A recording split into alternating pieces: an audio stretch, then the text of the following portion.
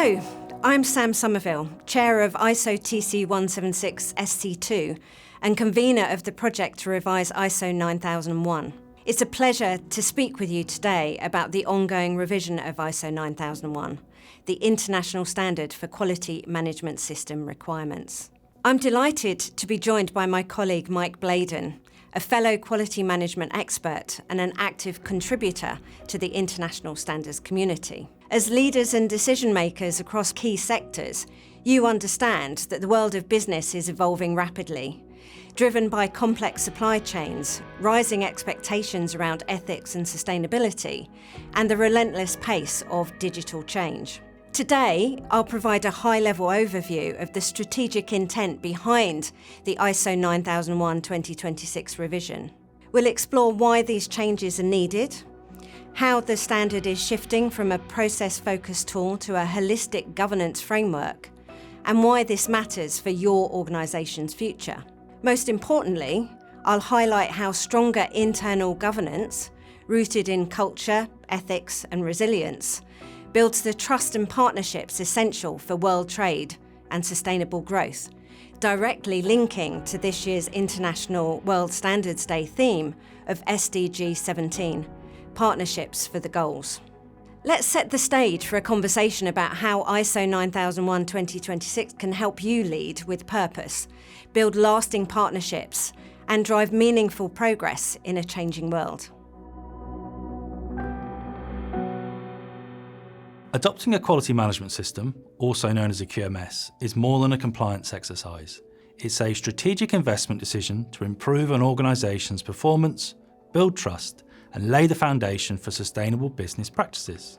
ISO 9001 sets out the requirements for establishing, maintaining, and continually improving a quality management system that enables organisations to demonstrate their ability to consistently deliver products and services that meet customer and regulatory requirements. Ultimately, this enhances customer satisfaction, supporting growth and future readiness. For decades, ISO 9001 has been a cornerstone of operational excellence, and its success is exemplified by the fact that it has been used by over 1 million organisations globally. But the world around us has changed, and so must the standard. The revision of ISO 9001 is happening in response to global changes that have emerged since the last update in 2015, which have created a more volatile, interconnected and demanding business environment. These shifts include increased supply chain complexity and risk, amplified by the COVID-19 pandemic, geopolitical conflicts and economic uncertainty, heightened stakeholder expectations around ESG, transparency and ethical conduct, digital disruption, including AI, automation and hybrid working models. To stay relevant and meet the needs of organisations today, quality management practices must evolve from focusing on using quality as a compliance tool towards a more holistic governance framework. This shift embeds quality into the foundation of organisations, emphasising leadership accountability, ethical behaviour and strategic alignment. Whilst remembering that the revision is still at a draft stage and subject to further potential changes, let's consider the strategic intent of the key proposed changes to the standard so far. Firstly, while alignment of the quality management system with the strategic direction of the organisation is not new, the revised document places greater emphasis on leadership accountability in embedding quality into the core governance of the organisation. The updated requirements encourage top management to take ownership of quality outcomes and strengthen the link between quality objectives and business strategy. Clauses 5.1.1 and 7.3 introduce new requirements asking leaders to foster a quality culture that includes ethical behaviour. Top management must promote these values, and organisations must ensure awareness across all individuals performing work under their control.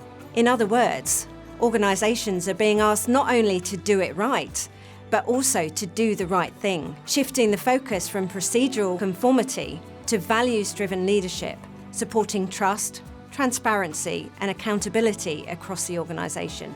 These additions reflect a broader understanding of what quality means today. It's not just about product conformity, but about responsible, resilient, and ethical business. One of the most impactful structural changes in the revision is the splitting of Clause 6 into distinct treatment of risks and opportunities. This change helps organisations to distinguish between risk mitigation and opportunity enhancement, encouraging a more balanced approach. This is especially important for strategic planning, where opportunities often drive innovation and competitive advantage. By treating opportunities as a standalone focus, the revision aligns ISO 9001 more closely with business development, innovation, and growth strategies. It is a shift from simply avoiding failure to actively pursuing success. Clauses 6.3 and 8.5.6 of the revised ISO 9001 introduce a more robust and integrated approach to change management, one that supports strategic alignment, operational control, and continual improvement. An emphasis on communication, resource planning, and role clarity encourages cross-functional engagement in change processes, reducing silos and improving implementation success. Changes must now be evaluated in the context of the organisation's strategic direction, reinforcing the role of the QMS as a strategic enabler, not just an operational tool. These updates ensure that change is not just managed, but governed, evaluated, and improved. They support resilience, agility, and strategic alignment. And finally, the addition of Annex A in the revised ISO 9001 draft serves as a valuable enhancement to the standard by offering clarifications of the requirements. Annex A encourages users to view requirements from a systems perspective, highlighting interrelationships between clauses, and clarifies that organisations are not required to mirror the clause structure or terminology in their own documentation. This flexibility supports adoption across sectors, sizes, and maturity levels, and helps organisations implement ISO 9001 more holistically rather than treating clauses in isolation. The Annex promotes a rational approach to determining applicability, relevance, and implementation strategies. This empowers organisations to tailor their quality management system to their unique context while maintaining conformity. So what are the implications of these changes for new and existing ISO 9001 users? These updates may seem insignificant at first glance, but they represent a philosophical and strategic shift in how quality is understood and managed. From compliance to culture, quality is no longer just about meeting requirements. It's about fostering values and behaviours that support excellence. From process to purpose, the QMS must demonstrate that it serves the strategic direction of the organisation as well as its operational needs.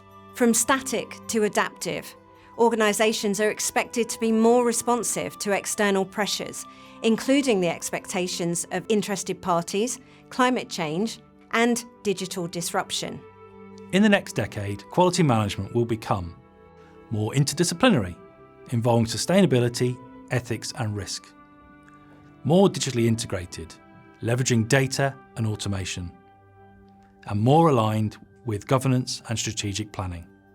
And quality professionals will play a bigger role in shaping organisational strategy, not just executing it.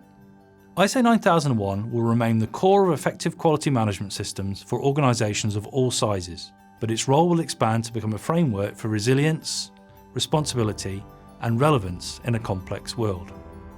Thank you for your commitment to quality. I hope this revision gives you the tools you need to lead with purpose, resilience, and integrity. Together, we can shape a future where quality is not just a standard, but a shared value.